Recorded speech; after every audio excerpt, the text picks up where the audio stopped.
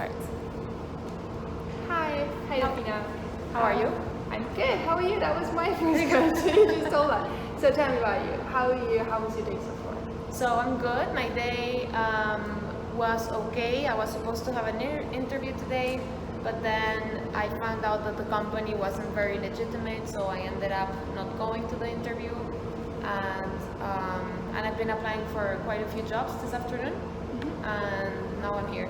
Oh, cool. So what do you mean by not legitimate? Like what happened? So basically, I was supposed to go to this place, and then I started doing some research about the company this morning to be prepared for the interview, and then I realized that they didn't have any sources of testimonials of companies that they worked for, and then I looked up the company Glassdoor, and they didn't appear there, and they were basically nowhere in social media, so I was a bit skeptical, and I started doing some more research, and I found another company that they worked with that was also a scam, so I was like, yeah, it might not be a good idea to go. I wasn't very confident about going, so I just stayed. Yeah, I can imagine. Like in that moment, if you reflect back to when you decided, okay, no, I'm not gonna go. Like, how made that feel you? Like, what ran through your head? That's a good question, because actually I called my mother because I was like, Mom, I'm not sure if, I don't want this to be a good opportunity, and then I tend to be paranoid with things, so I didn't want to let my paranoia affect a good opportunity, and then I told her what I thought, and she was like, okay, you're not being paranoid, it doesn't sound very legitimate, so it's okay, you can stay, don't worry about it.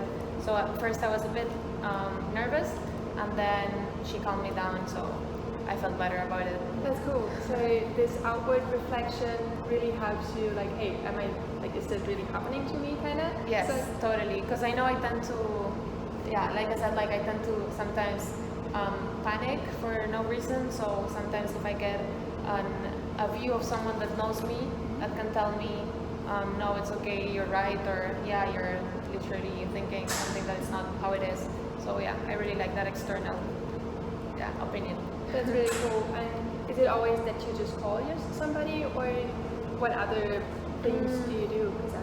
I would usually, if my boyfriend is around, I will ask him, which I did, and then I called my mom. Sometimes his opinion is already enough. Sometimes I need a second or third opinion, so I will call my mom or my dad or my brother. So yeah, that's what I do usually. That's cool. Like on a side note, I heard like one time the phrase of a personal board of advisor, and that's like exactly kind of what. That's kind of what I do. Yes. Yeah. My own personal board. That's really cool. I really appreciate that. And then going on from that situation, like what were your expectations for this afternoon? So I was a bit angry because when I thought I had this interview, I was happy because it's like, okay, finally someone replied and I'm gonna go for an interview. And then I was disappointed because I couldn't go. So I was like, okay, I need to get to it. So I started applying, and I sent like 4 applications, which might not be a lot, but I really chose I did a lot of research, so I liked where I applied. So yeah, I pretty much did what I was planning on doing, which was applying to jobs. And then moving forward from today, like to tomorrow and the days after, just doing a lot of research, like as you did today, and then applying. Is that your like go-to strategy to feel confident about the job search? Yes, pretty much. So I basically first find jobs on LinkedIn, then I research the company, then I also see if I have any connections between me and people working in the company that I know. That apparently it's a good strategy. So yeah. So if yes, then I will do that. Otherwise, I will just apply on my own. And yeah, that's pretty much what I've been doing so far as a strategy. But so far, do you think there is more to be done? What you can do? Well, I'm sure you can always do more. When I was doing my undergrad, they used to tell us that you can even literally go and knock the door and be like, hi, this is my curriculum, or can I talk to someone? Which I find a bit aggressive, so I haven't really done, and I don't feel it fits my personality to be so upfront. So yes, I guess there's more to do, but so far I'm comfortable with this. Okay. In case of emergency, I'll be a bit more upfront maybe. What is a case of emergency? Case of emergency is being too near the OPT start date and not having a job. And that was freaking out. September 2nd. Okay, so what's the emergency zone? So, well, knowing me, panicking Not tomorrow, but so like a month before. I will be panicking for sure if I don't have a job. Does that help if you think about it right now, what you would do in a month, like when there's only a month left, like that you prepare kind of as an emergency exit story, not story, strategy. Yeah. Plan, yeah. I mean, I haven't planned one because I'm hoping I won't get to the point, so I'm being positive. But if I do get to that point, I will have to use my emergency plan, which will be,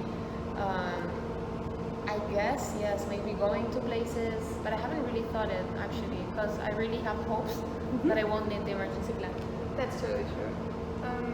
Could that be, like just on the last note on the emergency plan, because I feel from what you said, what you told me before, like all the paranoia story and stuff, just to write it down, like, hey, this could be an emergency plan, write down what it would be, and then fold it and put it in a drawer, just like, okay, I know I have it, so if I hope I don't need it, but if it's there, could that be something? I mean, that would definitely be, I think, a way to feel more reassured and maybe probably tone down a bit the panic, because I would know that even if my actual plan fails, then I do have a method that I already thought through when I wasn't panicking. So I think that's a great idea actually, because usually when people panic, or at least when I do, I don't really rationalize things, I just act. So that's not always good, I guess. So I think that having a plan B already written would definitely help, yes, for sure. Could that be to something that you, I don't know, like in the next week or something, just over like nice dinner, talk with your boyfriend about, just to see like this could be something? That would definitely be. I tend to panic, but I tend to leave things to the last minute too. So maybe I wouldn't do it next week, but I would do it towards like mid-month in July or so. Yeah, I could definitely do that. Yeah. Like as a mini exercise to that, how would you start the conversation with him? Oh, I would be like totally like, hi, I'm freaking out, so what do you think I should do in case I get to this point? And he tends to be very calm and rational, so I'm sure he would help me out. But yeah, maybe not over dinner. I would do it more in a one-to-one conversation. That's cool. Because yeah. Any more thoughts that you were like, that's cool, I want to mention that, or this just popped in my head? Regarding job search, well, it's always been something that I find very stressful and challenging, because every time I'm looking for a job, they either ask for 2 to 4 years experience in something where, and I'm like, I'm 23 years old, so, you know, or so sometimes I do feel a bit stressed in the sense that I don't feel always prepared for the jobs, but I still apply. So yeah, I'd say that's something that it's also a bit bothering me in the back of my head, is the fact that I always feel that maybe what I've done so far might not be always up to the expectations of what the employer is expecting. Yeah. How do you feel like, so that stresses you out, obviously, but still you went for the applications. How does that match? So I still apply, because otherwise I feel like I would have to narrow down so many jobs, and I still want to stay positive and still apply. And I mean, I've heard many people that get their jobs, people that I know, and they told me, yeah, maybe they were expected to have 5 years experience or 6, and they had 2, but because of how they felt during the interview, they did well and still got the job. So I don't let that stop me. That's cool. But it's definitely kind of a setback, emotionally at least, I feel. But yeah, I still do it anyway. Do you think these, because when you said that doesn't stop me, like I saw that smile on your face and I saw this empowerment in you, could you maybe channel on that sentence, like, hey, this is not going to stop me, I'm going to show them who I am in the interview, because a piece of paper, I already know you more than they will ever do just based on a piece of paper. Absolutely. Maybe that could be something just for the positive affirmation on it. Yeah, exactly. Exactly, because I always feel that I did my master's was in marketing, so I feel my curriculum my CV can show maybe who I am and what I did, where I studied, what I know, and I can make it pretty and whatever for them to get a sense of who I am. But of course, I don't feel that a piece of paper will ever show half of who I really am. So that's why I say that I still do it, because when I feel more comfortable maybe talking to someone and asking also questions back to them. So yeah, I see that more of an opportunity. Yeah. So yeah, I kind of hope they will call me. Anyway. Yeah. Totally cool. Like I'd say, go on to that empowerment and the self-belief and confidence, and that helps you. Just as you just That helps, right? yeah. Because even like from you talking, me reflecting on you, you're like, yeah, I really hope. But I mean, I'm gonna show them who I am in that interview. Exactly. And I think that's really helpful. Fake it until you make it. That's what they say. Oh yeah, I heard that. So yeah, That's cool. Nice. Thank you. Yeah. Good. All right. Should I start? All right.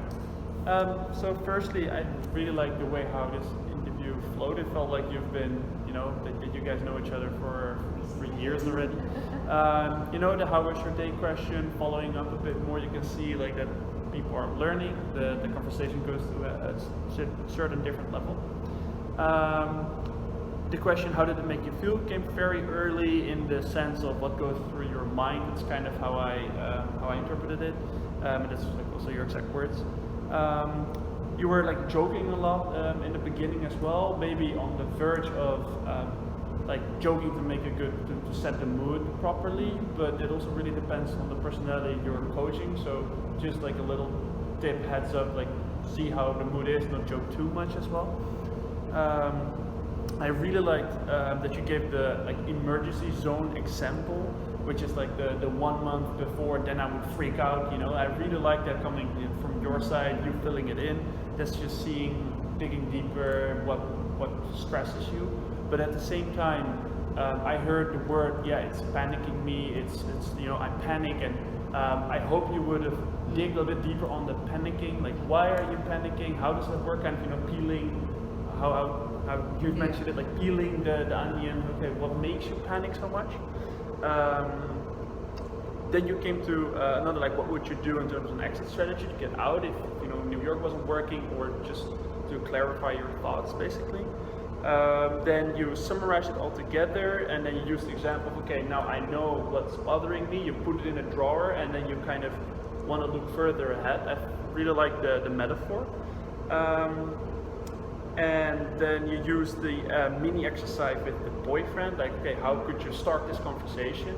It's a really good way of, like, she could give a sense how you want to approach it, and then you can assess, okay, if this would happen in my situation, how would I feel? Okay, maybe you can change to a certain extent, but I mean, your boyfriend best. So I think it was a great way that you knew already, hey, I should not do this over dinner, maybe somewhere separate. And to finish it off, any more thoughts to add? I think that's a really great answer to finish with, because they give you again the possibility, oh yeah, by the way, I have, like, there was another thought coming up. And I think that's really good, because you see the end of the conversation in place, and it just allows another opening to share anything that's on your mind. And I think that was about all I wrote down, but I really liked it. Yeah, me, it's all a lot of things. So indeed, the panicking things should have been more peeling, especially since at the beginning she talked to you about something bad that happened today. So I would have been like, okay, I understand that you panic, but how come this afternoon you didn't panic? Just to see that she can handle it. Sometimes when you have bad situation like that, so inside of her, she already have the tools, a boyfriend, a mother, she do the research. So it could have been something. But that's normal. You ask a lot of close-hand questions. So because you set the mood, so it was good, so she was feeling comfortable, she opened up. But if she was somebody who was of bad faith, she could have answered by yes, no at most of the questions that you asked. Because could that be? Yes. No. Yes. Could that be? You asked that 8 times.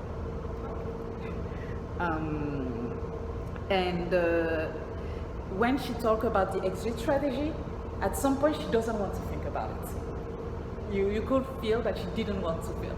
And maybe I would have insisted more. It's good to be on hope, and she's totally right, but she talked about the exit strategy, she was right, put it somewhere. but she was really quick to put it somewhere. And maybe being like, okay, but think about it and tell me what the exit strategy were. Because even on the exit strategy, she talked to you about what people have done and people are not her. So maybe a little bit more without insisting for her to go to an exit strategy because she doesn't want to go there and you understand that, but just to think a little bit more and what will her exit strategy be and not what people say like knocking at the door because she said to you that that's not her. So yes, that will be it, like a more open-handed question that you ask. And could that be also sometime it's a little bit orienting, but could that somewhere? Yeah, guiding, and it's good, but yeah, it's a double sword. Could that be? Depending on the person that is against you, that you have in front of you. So that's, yeah, but yeah, just the question, you asked really good question. Just if it wasn't the could it be, because you start with the could it be, and if you didn't have that relationship, it could have been like really a yes no question. One question on, because like you started off with a very sensitive topic, like okay, I had this lawyer and then I panic. Like how deep can I go into these questions? So, for example, one of the things. So, what were you expecting from that? How come you were? It was a scam. So how did you feel at that time? Will it prevent? How will it prevent? So you will see that indeed it's just a setback, but she will find and she finds solution. But yeah, just what were your expectations? What is? You say that you're doing a lot of research. So how come? How did you react? So really to set that kind of reality, she was really good. Like it's maybe 5 or 6 hours after and she's fine. But yes, maybe see more, because indeed after she came with the panicking. And that's why I said to you that it could have been good, because it could have shown that you say you panic, but you left something that was kind of not that good this afternoon. You didn't seem to panic, you see? So that's how I will have done. I understand that it could have been maybe, but just to say, yeah, what was your expectation? Yeah, and maybe get back to that later when indeed she said panicking. I don't know how many times. Yeah, just to sorry. Because I just felt if I could ask you directly, so what made you panic? You know, just like nah, like that was this little thing, and then she would close up and then you got open. Because like I have friends that have panic attacks. I myself have panic attacks, and I would have felt very offended if somebody else as a coach would ask me, yeah, but why did you panic? Like you have to be very careful with this, and I would have, that was just out of my personal judgment. Maybe that is wrong, because then I put my personal experience in it. But I just felt like if I would have asked you, yeah, but why did you panic? Like who am I to ask you why you panic? But you're not judging, because you say, if you have just the 2 examples that you just said, why would you panic? You're judging because your tone. But what make you feel panic? It's different. You have also the tone. If I told you something like, I'm judging. But if I'm just asking you, oh, but why did you panic? It's an inquiry. You know, I think sometimes also, and indeed you put some part of your experience, because there are things that, but I think also sometimes when you communicate, and not just as a coach, I think also as a person, you have sometimes the tone that can be really like inquisitive, judgmental, and you have the tone that can be really like just out of curiosity. That can be, in French we say that it's not well-placed curiosity, but it's not out of ill-fated. It's not because you want something bad or because you're mean. It's really because sometimes it's ignorance or just naivete. So yeah. And as a coach, I think that it's just, and indeed, if she closed, you find another question on another subject. But yeah. I think it's not necessarily like the way you ask it, because if you would ask like, why did you panic? Yeah, then she would probably close down, just like you said, in the personal context, how you experienced it. But if you would, for example, ask, like, so what was the last time you had a panic attack? Exactly. And then you can relate to something that happened, and then you can kind of try to put it together. Okay, what made it towards that situation, and then you just so how did you recover from it? Like, did you go to a safe place or something like that? I don't know. Instead of going at it so directly. Cool.